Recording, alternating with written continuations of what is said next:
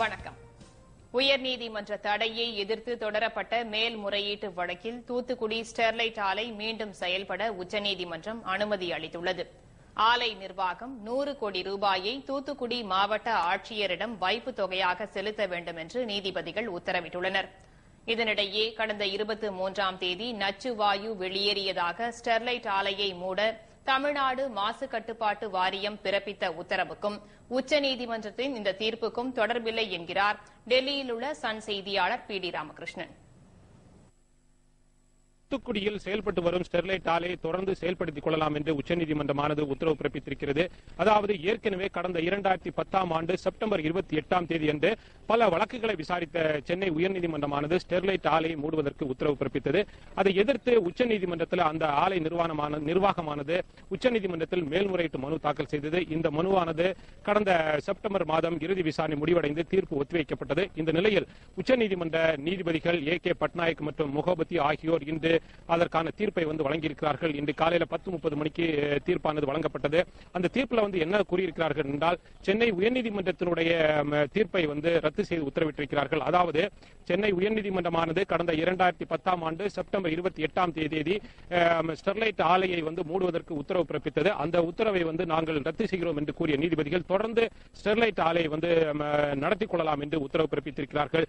மேலும் ஸ்டெர்லைட் ஆலை நிர்வாகமானது 3 மாத காலத்திற்குள் 100 கோடி ரூபாயை நஷ்டஈடாக தூத்துக்குடி மாவட்ட ஆட்சித்தலைவரிடம் உடனடியாக வழங்க வேண்டும் என்று உத்தரவு பிறப்பித்திருக்கிறார்கள். அந்த 100 கோடி ரூபாயானது பேங்கில் பிக்சட் டெபாசிட்டாக செய்யப்பட வேண்டும். அந்த வரும் இன்ட்ரெஸ்டை எடுத்து அந்த தூத்துக்குடி சுற்றுவட்டார பகுதிகளில் ஏற்படும் தண்ணீர் மற்றும் நிலங்களில் ஏற்படும் மாசுவை கட்டுப்படுத்துவதற்கான நடவடிக்கைகளுக்கு செலவிடப்பட வேண்டும் என்றும் உச்சநீதிமன்ற நீதிபதிகள் இந்த தீர்ப்பு வழங்கியிருக்கிறார்கள். இந்த தீர்ப்பு குறித்து நம்மிடம் பேசுவதற்காக இந்த வழக்கில் முதலில் இருந்தே தற்போது வரை நேரில் ஆஜராகி வாதாடி வந்த மதிமுகவினுடைய பொதுச் செயலாளர் வைகோ நம்மிடம் இருக்கிறார். சென்னை உயர்நீதிமன்றம் 2010 செப்டம்பர் 28 ஆலையை நிரந்தரமாக மூட வேண்டும் என்று பல காரணங்களை சுட்டிக்காட்டி தீர்ப்பு வழங்கினார்கள். அதை எதிர்த்து ஸ்டெர்லைட் நிறுவனம் உச்சநீதிமன்றத்தில் தொடுத்த ஸ்பெஷல் லீவ் பெட்டிஷன் அந்த மனுவை ஏற்றுக்கொண்டு உயர்நீதிமன்ற தீர்ப்பை நிராகரித்திருக்கிறார். அந்த தீர்ப்பை ஏற்றுக்கொள்ளவில்லை. ஆனால் அதே நேரத்தில் தமிழ்நாடு மாசு கட்டுப்பாட்டு வாரியம் இந்த சுற்றுச்சூழல் குறித்து ஸ்டெர்லைட் சுற்றுச்சூழல் குறித்து ஆய்வு நடத்த கண்காணிக்க ஆணைகள் பிறப்பிக்க ஸ்டெர்லைட் ஆலையை மூடுவதற்கான ஆணையும் பிறப்பிப்பதற்கு தமிழ்நாடு மாசு கட்டுப்பாட்டு வாரியத்திற்கு எல்லா அதிகாரமும் உண்டு என்று கூறியதன் மூலம் இன்றைய சுப்ரீம் கோர்ட் தீர்ப்பு மார்ச் 30ஆம் தேதி தமிழ்நாடு அரசு மாசு கட்டுப்பாட்டு வாரியத்தின் மூலமாக ஸ்டெர்லைட்டை மூடச் சொன்ன அந்த முடிவை கட்டுப்படுத்தாது. அந்த ஆலையை திறக்க வேண்டும் என்று சுப்ரீம் கோர்ட் சொல்லல. சென்னையில் அன்றைக்கு கொடுத்த தீர்ப்பை இது ஏற்றுக்கொள்ளவில்லை. அவ்வளவுதான். ஆலையை மூடச் சொல்லி மாசு கட்டுப்பாட்டு வாரியத்துக்கு எல்லா அதிகாரமும் உண்டு இன்றைக்கு அவர்கள் அழுத்தி சொன்னதே அதுல அவங்க தலையிடல. அந்த உத்தரவு நீடிக்கும்.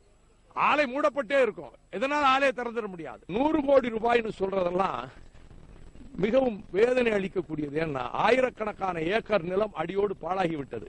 இனி 100 வருஷம்னாலும் சரி பண்ண முடியாது. மீன் வளம் அழிந்து விட்டது. எத்தனையோ வீடுகளில் புற்றுநோய்க்கு ஆளாகி நிறைய பேர் செத்துட்டாங்க. இப்ப செத்துக்கிட்டு இருக்கிறாங்க. மக்கள் உயிருக்கே உலை வைக்கிற போது இவ்வளவு வருமானம் சர்க்காருக்கு வருது, போர்ட்டுக்கு வருதுன்னு சொன்னால் அப்ப மக்கள் உயிர்களை பலியிட்டு வருமானம் தேடுகிறார்களா? இந்த தீர்ப்பின் மீது ஒரு மறு ஆய்வு மனு நாங்களும் தாக்கல் செய்வோம். உச்சநீதிமன்றம் ஸ்டெர்லைட் ஆலை மூடுவது தொடர்பாக அளித்த தீர்ப்பை எதிர்த்து உச்சநீதிமன்றத்தில் மறு ஆய்வு மனுவை உச்சநீதிமன்றத்தில் மதிமுக வைகோ சார்பில் தாக்கல் செய்ய இருப்பதாக விரைவில் தாக்கல் செய்ய இருப்பதாக மதிமுக பொதுச் செயலாளர் வைகோ நம்மிடம் தெரிவித்திருக்கிறார். ஏற்கனவே இந்த நிலையில் கடந்த 23ஆம் தேதி அன்று அந்த ஸ்டெர்லைட் ஆலையில் வெளியான நச்சு காற்றின் தொடர்ந்து மாசு ஏற்படுவதாக கூறி தமிழக மாசு கட்டுப்பாட்டு வாரியமானது 30ஆம் தேதி அன்று அந்த ஆலையை மூடுவதற்கான நடவடிக்கை மேற்கொண்டு தற்போது ஆலையானது மூடப்பட்டிருக்கிறது. இந்த ஆலை மூடப்பட்டிருக்கின்ற நடவடிக்கைக்கும் தற்போது உச்சநீதிமன்றம் வழங்கியிருக்கின்ற இந்த தீர்ப்புக்கும் ஒன்றும் ஒரே நோக்கில் பார்க்கக்கூடாது. ஆலையை பொறுத்தளவில் மூடியே இருக்கும். இந்த ஆலை திறக்கப்பட வேண்டும் என்றால் மேலும் மீண்டும் அந்த ஆலை நிர்வாகமானது நீதிமன்றங்களை அணுகி உத்தரவுகளை பிறப்பித்தால் மட்டுமே அந்த ஆலை திறக்கப்பட வேண்டும் என்பது ஒரு குறிப்பிடத்தக்க விஷயமாக இருக்கிறது.